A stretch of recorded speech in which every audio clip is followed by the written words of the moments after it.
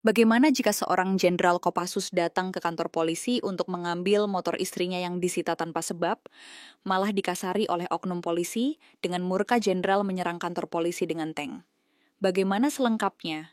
Mari kita simak ceritanya. Jangan lupa like, komen, dan subscribe ya. Sore itu, langit Cibiru tampak memerah. Pertanda matahari sebentar lagi tenggelam. Suasana Polsek Cibiru sebetulnya tenang. Hanya terdengar suara kipas angin tua yang berderit di ruang tunggu dan beberapa polisi yang sibuk mengetik laporan di balik meja. Namun ketenangan itu terbelah ketika suara deru mesin mobil hitam terdengar berhenti tepat di depan gerbang. Kendaraan itu berkilau, tapi bukan mewah, lebih menyerupai mobil dinas yang sudah kenyang jalan panjang. Dari dalam, seorang pria keluar perlahan. Posturnya tegap, langkahnya mantap, rambutnya tersisir rapi, wajahnya tenang tapi tajam. Dialah Letnan Jenderal Wawan, sosok yang disegani di jajaran TNI karena ketenangan dan ketegasannya. Ia datang tanpa pengawalan, hanya membawa map berisi dokumen di tangan kiri. Tujuannya sederhana, namun bermuatan harga diri. Mengambil motor istrinya yang disita paksa oleh pihak kepolisian tanpa surat resmi.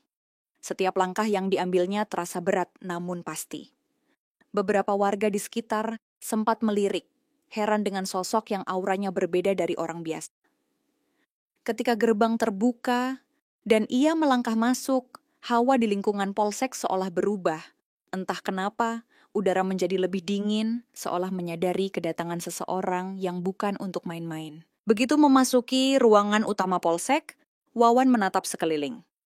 Bau kertas tua, debu, dan kopi basi bercampur menjadi aroma khas tempat itu. Para polisi yang tengah duduk di meja masing-masing perlahan menghentikan aktivitasnya. Beberapa menatap ke arahnya, sebagian berpura-pura sibuk. Tapi ada sesuatu di cara pria itu berjalan. Langkahnya mantap, teratur, seolah setiap hentakan sepatunya membawa wibawa militer yang tak terbantahkan. Sepatu kulit hitamnya memantulkan cahaya lampu neon yang redup. Wawan menegakkan tubuhnya di depan meja resepsionis, menatap polisi muda yang tampak gugup. "Selamat sore, saya ingin bicara dengan Kapolsek," ucapnya datar namun berwibawa. Suaranya tenang, tapi mengandung getaran yang membuat dada orang yang mendengarnya ikut menegang. Polisi muda itu menelan ludah, ragu harus menjawab apa. Baik pak, tapi Bapak ada janji sebelumnya?" tanyanya gugup. Wawan hanya menatap lurus tanpa menjawab. Tatapan itu cukup membuat pria muda itu gemetar kecil. Di balik ketenangan Wawan, ada aura ketegasan yang tak bisa dijelaskan. Perpaduan antara disiplin dan ketegangan yang sudah ditempa oleh medan pertempuran dan ruang-ruang strategi. Belum sempat resepsionis itu mengambil langkah, suara berat terdengar dari arah kanan ruangan. "Ada urusan apa ribut-ribut di sini?" Seorang polisi berpakaian dinas lengkap keluar dari ruangan kecil di samping. Usianya sekitar 40-an, dengan perut sedikit buncit dan wajah keras seperti batu. Lencana di dadanya menunjukkan pangkat perwira menengah. Ia berjalan mendekat dengan tatapan curiga, lalu menyilangkan tangan di dada. "Ada urusan apa? Ini bukan tempat sembarang orang datang seenaknya," katanya dengan nada tinggi, penuh sikap mengintimidasi. Suaranya memotong keheningan ruangan seperti pisau tajam. Polisi lain mulai melirik dari jauh. Suasana mendadak berubah tegang. Namun Wawan tidak bereaksi. Ia berdiri tegak, memandangi polisi itu tanpa ekspresi. Tatapan matanya tak goyah sedikit pun, dingin dan menghujam seperti baja. "Saya ingin bicara baik-baik dengan Kapolsek," ucapnya pelan namun tegas. Polisi itu mendengus kasar, tampak tidak terkesan sedikit pun. "Kalau mau bicara, ikut aturan. Di sini bukan tempatnya orang datang seenaknya, apalagi ngomong dengan nada seperti itu," balasnya. Ia tidak sadar, sedang berbicara dengan seseorang yang jauh di atas kewenangannya. Wawan membuka map yang dibawanya dan mengeluarkan beberapa lembar dokumen. "Saya datang untuk mengambil motor istri saya yang kalian sita tanpa prosedur. Semua berkas lengkap. Ini bukti kepemilikan, surat laporan, dan foto saat motor itu diambil." Suaranya tetap terkendali, tapi ada nada kecewa yang samar. Polisi itu menatap sekilas, lalu malah tertawa sinis. "Motor? Istri? Kau pikir kami sempat urus hal remeh begitu? Kalau mau ambil barang, Ikut prosedur, jangan sok penting. Nada bicaranya tajam, disertai senyum meremehkan. Beberapa polisi lain mulai berbisik, sebagian menyadari situasi ini bisa berbahaya. Tapi si oknum tetap dengan sikap arogannya, menatap Wawan dari ujung kaki hingga kepala, seolah ingin mencari kesalahan. Saya bilang ikut prosedur, kau paham nggak? Katanya lagi, kali ini sambil menepuk meja keras. Kertas di meja bergetar. Wawan memejamkan mata sejenak, menarik napas dalam mencoba menahan diri. Ia tidak datang untuk membuat masalah, hanya ingin menegakkan keadilan bagi keluarganya. Tapi di hadapan orang seperti ini, kesabarannya mulai diuji. Wawan membuka matanya perlahan, pandangannya tetap tenang, tapi suaranya sedikit meninggi. Saya sudah ikut prosedur. Saya sudah mengirim surat resmi, saya sudah menunggu panggilan. Sekarang saya hanya ingin hak saya dikembalikan, tanpa perlu ada keributan. Kalimat itu keluar dengan penuh kontrol, namun di baliknya tersimpan amarah yang tertahan. Polisi itu justru tersenyum miring, menatapnya dengan tatapan meremehkan. Ia melangkah mendekat, hanya berjarak 1 langkah dari Wawan. Kalau nggak suka, keluar. Ini wilayah kami, bukan tempat main tentara. Katanya sambil mendorong bahu Wawan pelan namun menantang. Tegangan di udara makin terasa. Ruangan yang tadinya penuh suara kini senyap total. Hanya terdengar bunyi detak jam. Dinding yang berdetak pelan. Polisi lain saling pandang, tidak berani menegur rekan mereka. Sementara itu, Wawan berdiri tegak seperti batu karang di tengah ombak. Wajahnya mulai mengeras, rahangnya menegang. Ia tidak takut, tapi kecewa. Kecewa karena kesombongan seperti ini masih hidup di antara aparat penegak hukum. Dalam hati, ia tahu satu hal. Jika orang ini melangkah 1 langkah lagi, batas kesabarannya akan runtuh. Beberapa polisi lain yang duduk di ruangan sebelah mulai berdiri, memperhatikan dari kejauhan. Mereka bisa merasakan hawa yang berubah drastis. Suasana yang tadinya hanya percakapan biasa kini berubah menjadi medan konfrontasi. Tatapan mereka bergantian antara Wawan dan oknum polisi itu. Di mata mereka ada ketakutan bercampur rasa penasaran. Wawan sendiri masih berusaha menahan diri. Napasnya perlahan memburu. Urat di pelipisnya mulai tampak. Wajahnya memerah menahan amarah yang bergejolak. Kau tahu dengan siapa kau bicara? Tanyanya. Suaranya dalam tapi bergetar. Nada itu bukan lagi peringatan biasa. Itu suara seorang prajurit yang sudah terlalu sering menahan emosi di medan pertempuran. Kini dipaksa menghadapi penghinaan di ruang sempit ini. Namun alih-alih sadar, polisi itu justru tertawa pendek, penuh nada sinis. Tahu apa? Tukang sok jagoan, katanya sambil memutar bahu seperti menantang duel. Kata-kata itu membuat udara di ruangan semakin berat. Salah satu polisi muda di pojok ruangan menunduk, mencoba menghindari tatapan Wawan, seolah takut hanya dengan melihat matanya saja bisa membuat lututnya lemas. Wawan menutup matanya sejenak, menarik napas panjang, lalu membuka kembali dengan tatapan dingin. Ada perubahan di wajahnya. Bukan lagi raut marah, melainkan ketegasan yang berbahaya. Saya Letnan Jenderal Wawan, TNI, dan kau baru saja melecehkan seorang perwira tinggi negara, ucapnya tegas.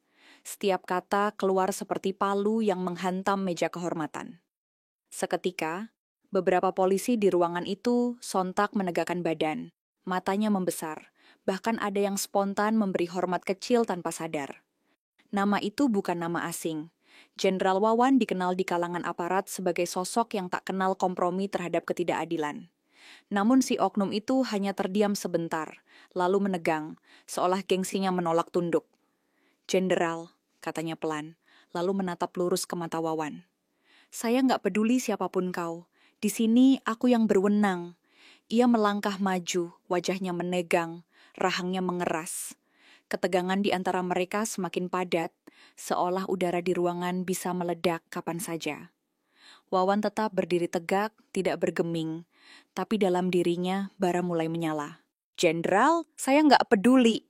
Bentak polisi itu tiba-tiba dengan suara lantang, kini emosinya benar-benar memuncak.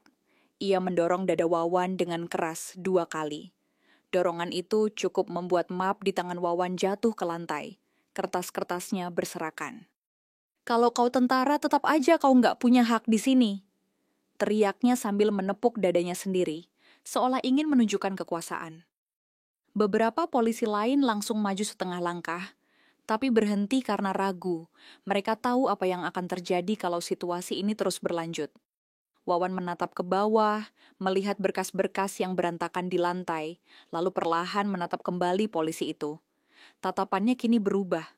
Bukan lagi tatapan manusia biasa, melainkan tatapan seorang prajurit yang telah melampaui batas sabar. Suaranya meledak, tajam, dan menggetarkan seluruh ruangan. Jaga sikapmu, polisi. Kalimat itu bergema keras, membuat beberapa polisi refleks mundur. Oknum itu tersentak, tapi egonya menolak kalah. Ia mengepalkan tinjunya, matanya merah, rahangnya menggertak. Keheningan yang lahir sesudahnya bukan keheningan damai. Itu keheningan sebelum badai. Udara di ruangan seketika membeku. Tidak ada satupun yang berani bergerak. Beberapa polisi hanya berdiri kaku, menahan napas, seolah takut suara sekecil apapun akan memicu ledakan. Namun situasi itu pecah dalam sekejap ketika oknum polisi itu menggeram keras. "Apa? Berani bentak saya?" Ia mengangkat tangannya tinggi-tinggi dan tanpa pikir panjang melepaskan pukulan ke arah wajah Wawan. Tinju itu datang cepat, diayunkan dengan penuh amarah. "BUK!" Suara benturan keras menggema, diikuti desis terkejut dari para saksi. Pukulan itu cukup kuat untuk membuat kepala Wawan sedikit terlempar ke samping. Beberapa tetes darah keluar dari sudut bibirnya. Polisi lain membeku, mata mereka membesar. Tak percaya seseorang baru saja meninju seorang jenderal TNI di dalam markas polisi. Detik itu juga, suasana berubah total. Dada Wawan naik turun, tapi bukan karena sakit, melainkan karena sesuatu yang lebih berbahaya. Amarah yang benar-benar telah menyalakan insting tempurnya. Tubuh Wawan sedikit terhuyung ke belakang, tapi tidak jatuh. Ia berdiri tegak kembali seperti gunung yang baru saja diterpa badai. Perlahan, ia mengangkat kepalanya. Darah di sudut bibirnya ia seka dengan punggung tangan. Matanya menatap lurus ke arah polisi itu, tajam, dingin, dan tak menyisakan sedikit pun belas kasihan. Dalam keheningan yang mencekam itu, tanpa sepatah kata pun, Wawan melangkah maju satu langkah dan melancarkan pukulan balasan yang begitu cepat hingga mata biasa nyaris tak bisa mengikutinya. "BUK." Suara hantaman keras mengguncang ruangan. Rahang polisi itu terpukul telak. Tubuhnya terangkat sedikit sebelum jatuh menghantam meja kayu. Berkas-berkas beterbangan, cangkir kopi pecah berantakan di lantai. Suara jeritan kecil terdengar dari salah satu polisi muda di sudut ruangan. Polisi yang dipukul itu tergeletak dengan wajah berdarah, matanya kosong. Wawan berdiri tegak di atasnya, napasnya berat tapi stabil. "Kau sudah terlalu jauh," katanya pelan, nyaris seperti bisikan. Namun setiap orang di ruangan itu bisa mendengarnya dengan jelas. Tidak ada yang berani bergerak. Semua tahu, badai baru saja dimulai. Beberapa polisi spontan bergerak, sebagian ingin menahan, sebagian lainnya hanya menatap dengan cemas. Tapi langkah mereka terhenti saat melihat Wawan berdiri tegak di tengah ruangan, tubuhnya kokoh seperti pilar baja. Wajahnya datar tanpa ekspresi, tapi matanya menyala tajam. "Aku datang dengan baik-baik," katanya dengan suara rendah namun menggema. Setiap kata terdengar berat seperti palu menghantam besi panas. "Tapi kalian justru memilih jalan yang salah." Suara itu membuat ruangan terasa sempit. Tak ada yang berani membalas, hanya bunyi napas gugup terdengar. Wawan mengusap darah di sudut bibirnya, lalu perlahan merogoh ponselnya dari saku. Gerakannya tenang. Tapi bagi semua orang yang melihat, ada hawa aneh di balik ketenangan itu, seperti seseorang yang baru saja melewati batas kesabarannya, dan kini sedang memutuskan sesuatu yang tak bisa ditarik kembali. Suasana menegang. Polisi yang tadi meninju masih tergeletak di lantai, merintih pelan. Resepsionis di meja depan menunduk, tangannya gemetar. Tak seorang pun tahu apa yang akan terjadi selanjutnya. Dengan gerakan perlahan tapi pasti, Wawan menyalakan ponselnya.